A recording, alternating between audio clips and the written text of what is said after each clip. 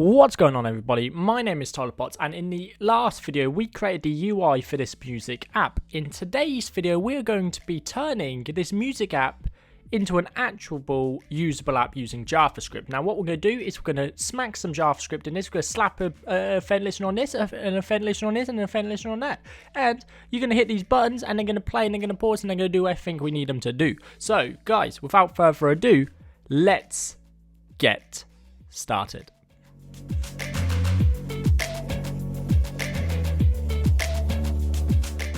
Okay everybody, so we're back in the code. If you haven't seen the last video, you can go check it out. The link will be in the description down below. And yeah, I suggest you watch that before you see this so you understand at least what the markup and the styling is going on. There is nothing in our main.js, and this is the main file we'll be working in. But we will need a couple other files, such as the main and the index. The first thing we're going to do is we're going to move some images into this and also some music. So I've actually got these open on a different screen, so let me just copy this and paste this. There we go. That's gone in the wrong folder. Let's drag that out. So we've got some music. I've just got 2 songs in there for now. You can add as many as you want. And then I'm just going to grab some images. I'm just going to copy those, and this time I am going to paste them in here. Bam. Cool. So we've just got a few images you can see here, just different images I've grabbed off the internet. They don't relate to the songs, I don't think. Well, one of them does, but the rest of them don't. So yeah, that's where we're getting started. So cool. So in the markup, there is a few things we need to change. So before we had just this for styling. This is all going great. It looks fine, but we actually need some IDs. The IDs are going to allow us to grab these elements inside JavaScript. Now we could use CSS to grab them. Which would be fine, but I'm thinking if we had multiple players, multiple different things, we need something more specific in here. So under player, we're going to go ID music hyphen player. And actually I did a diff. This is supposed to be an audio, HTML5 audio element. So this is the element that's actually going to play our music. And what we're going to do with this is basically we're going to inject a source into this, which will then allow us to trigger play inside of our JavaScript. So that's fine. We've got that. We now need a song image ID. So we're just going to say song image. We need a ID for our title. So we're going to say song title. We then need an ID for our song artist, which is all cool. We've got those. We need a couple more things in here. Also, these should be on the I. I don't know why I didn't put them on the I. Maybe I wasn't thinking straight, but there we go. Also, I've got skip back on both. We actually need it on none. We need ID. So we're going to say ID. And inside this ID, this is going to be, we're going to say previous BTN.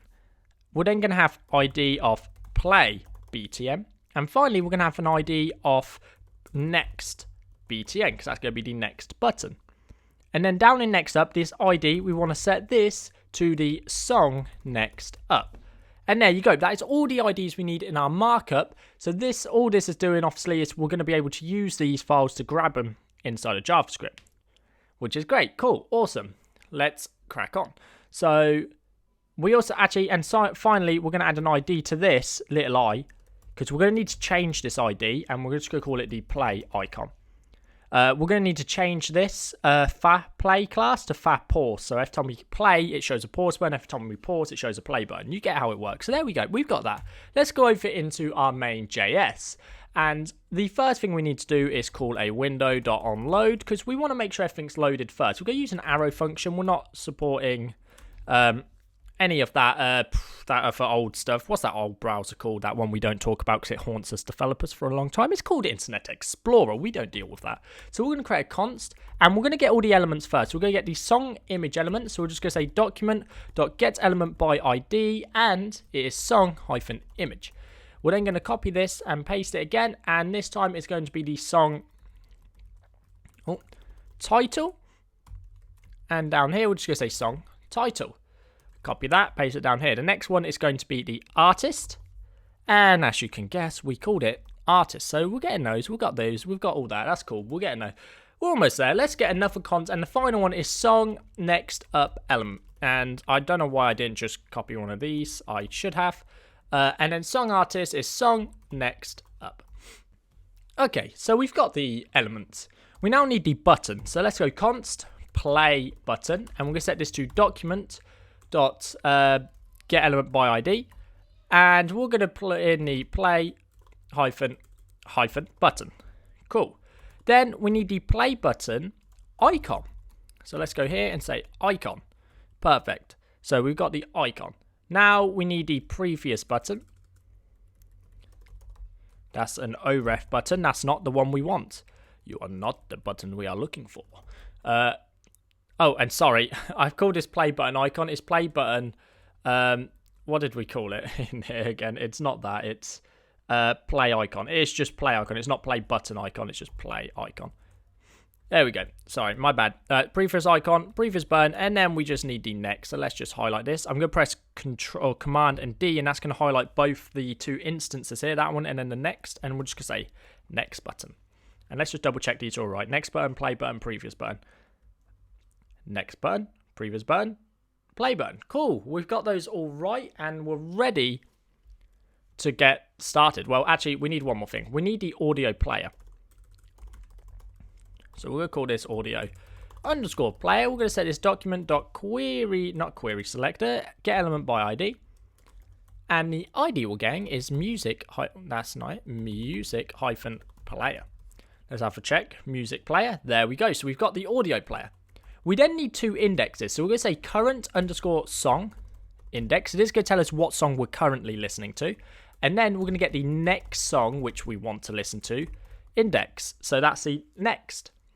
We're then going to create a let songs. Now, this could be a const, but I'm going to do it as a let because you may want to update this, add songs, and you might even want to manipulate it in the future, such as shuffle the playlist. So I'm going to leave this select for now. Well, then we're going to add in our title. So I'm actually just going to copy this because it's a long list of things we've got here, and I'll explain it as we go. There you go. So what we've got here is an array of objects, and inside each object we have a title, an artist, the song path. So you can see in our music we have the song names, and these are the paths to them, and we have an image path, and these are all going to be used to actually build our thing. So the first thing we want to do is we want to call a function called init player. We need to create this function, so we're going to go, or just under this, we're going to create a function called init player. And what we're going to say is current song index is equal to 0. So this is what's going to happen as soon as we load the app. We're going to say next song index is equal to current song index plus 1. And then we're going to call update player. So update player is going to update the UI for our player. So let's create that function next. So we're going to say function update player.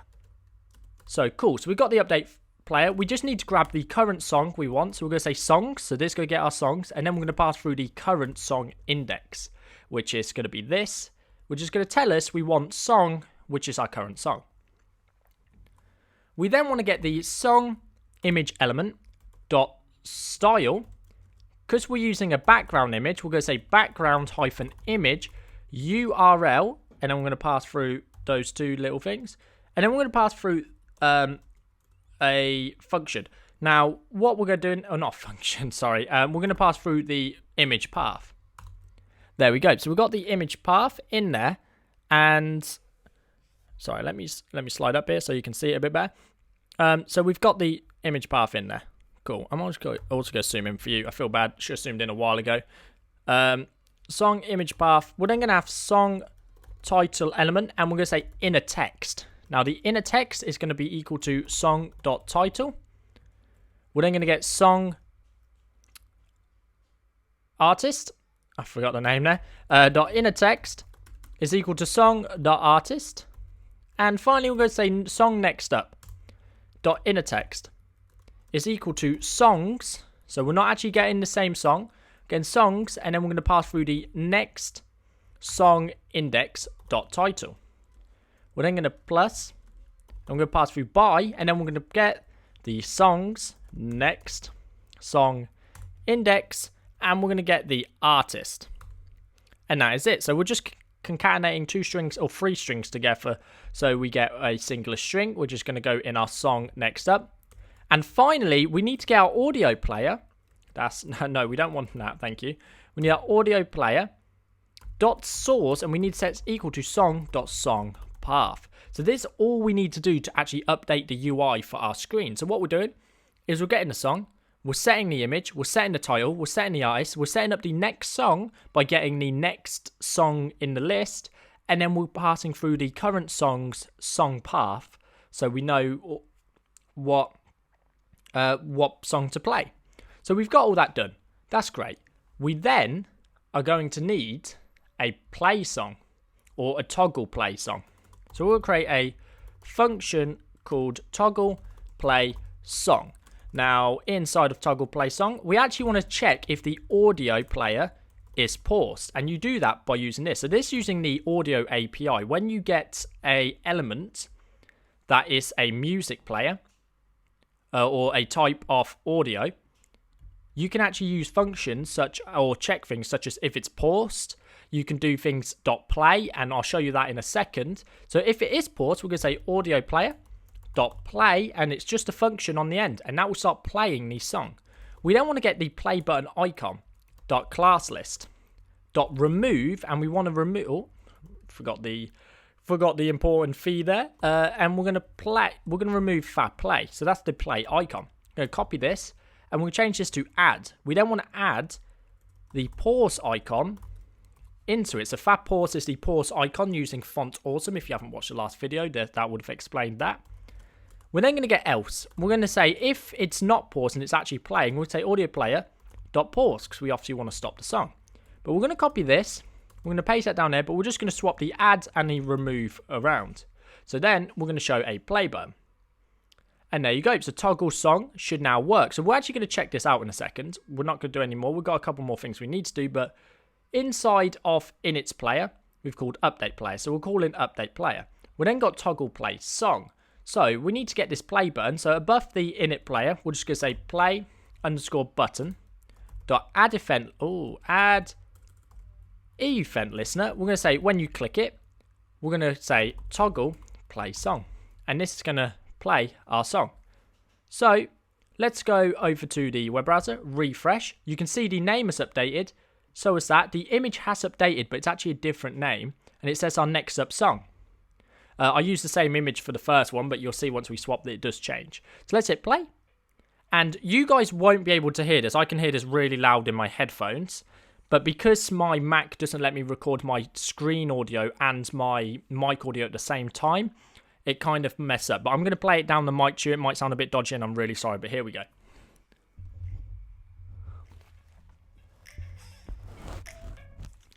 So I hope you heard that and it wasn't too dodgy and it wasn't weird, but that was playing. You can also see it's playing. If you look up in the top left, I don't know if you can see this side of the screen, but it's a little play icon or a little sound like volume icon up in the top left. So that's now playing. That works. That's great. So we've got that bit done. But now we need to hook up our next button and our previous button. Now we could do this with two different functions. We could say we could have a next song function and a previous button function. But instead of doing that, let's create one function, right? So let's go below our toggle song player and let's create a function which is called change song.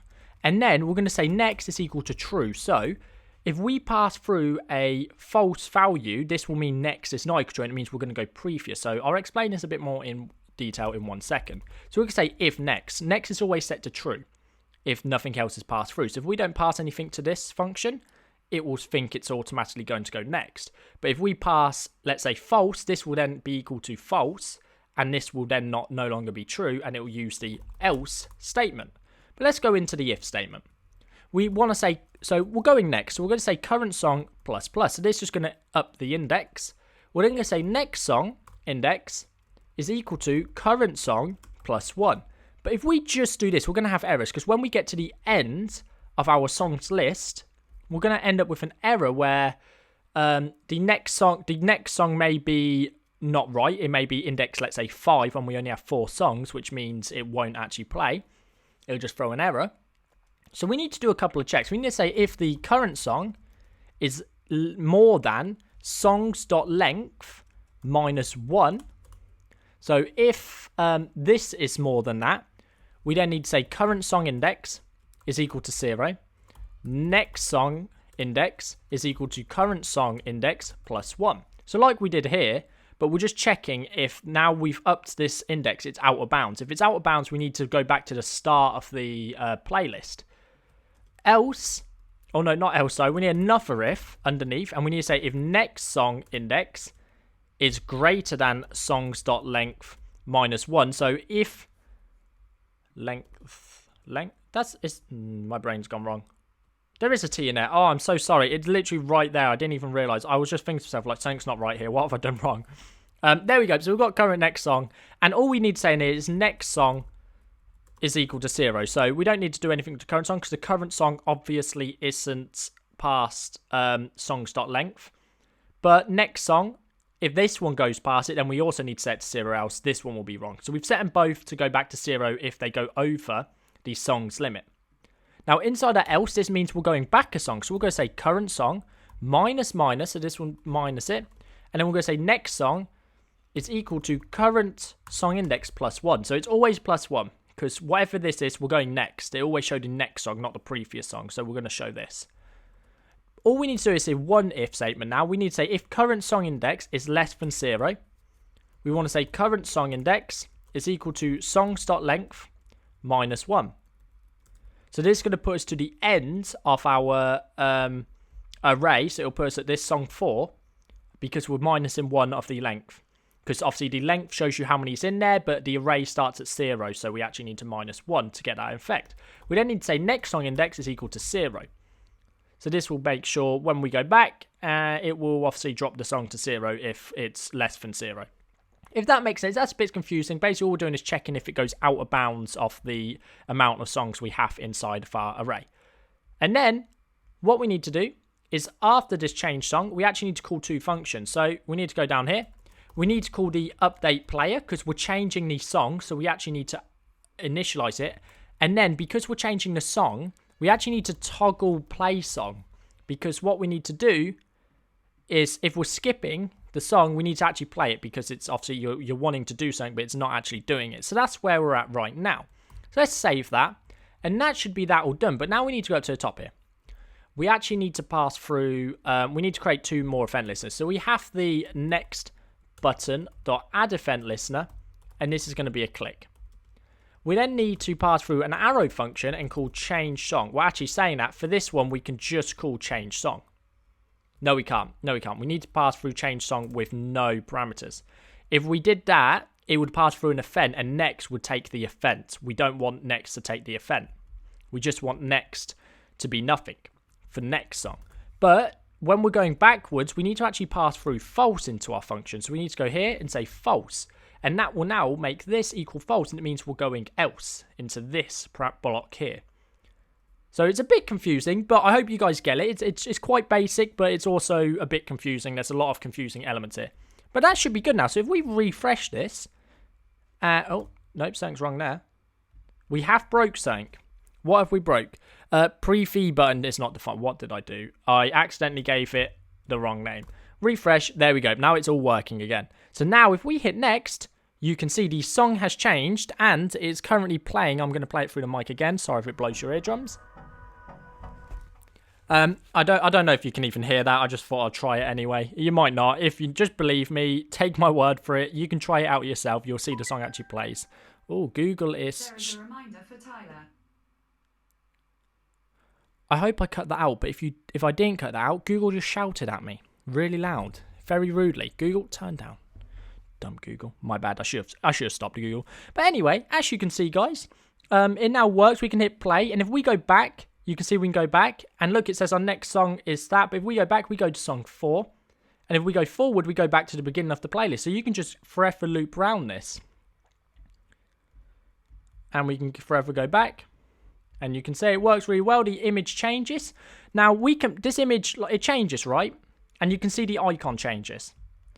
But the image kind of changes in a jumpy way, don't it? And we don't like that. So let's go over to our CSS. I need to pause that music. It's very loud. And let's go down to our song image. And all we need to do is say transition.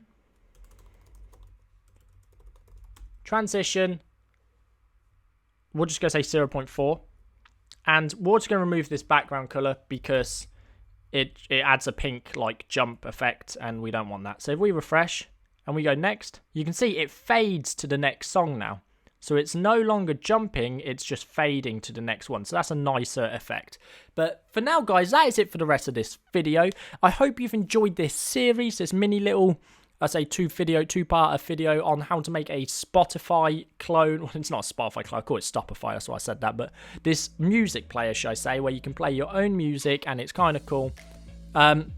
I wanted to do more on this, and if you guys want to see a video of this in React, then please let me know in the comments down below, guys. Anyway, without further ado, guys, this is the end of the video. If you did like it, don't forget to leave a thumbs up, smash that subscribe button, ring that notification bell, and I will see you in the next video. So, guys, peace out.